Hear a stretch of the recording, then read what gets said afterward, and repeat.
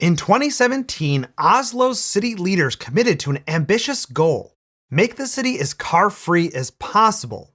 Today, there are many streets where cars aren't allowed, particularly in the city center and areas around schools and parks. Eliminating private cars from large parts of a city of nearly 700,000 people may sound crazy, but the results have been positive.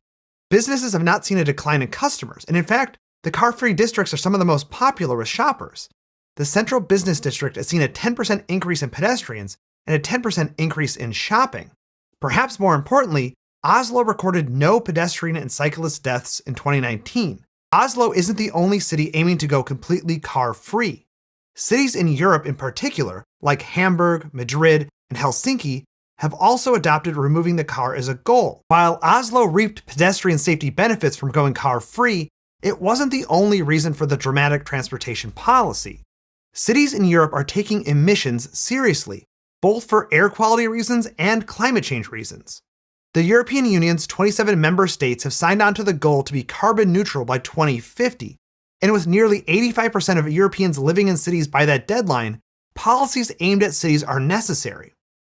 The EU recently launched a program to make 100 cities carbon neutral by 2030. One of the biggest ways cities can become carbon neutral is by reducing transport emissions. In Europe, 22% of carbon emissions come from cars and trucks. Those cities need to get people out of cars and into carbon-free modes, like biking, walking, and transit. So how are European cities actually getting rid of these cars? Oslo uses a particularly brilliant strategy. When local businesses push back on an all-encompassing ban on cars, Oslo switched to something a little more subtle. They don't always forbid cars outright, but they simply don't provide any parking. Over 700 on-street parking spaces in the city center have been eliminated.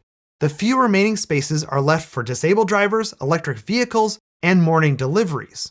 It turns out when there is no place to park, streets empty out and people turn to other modes.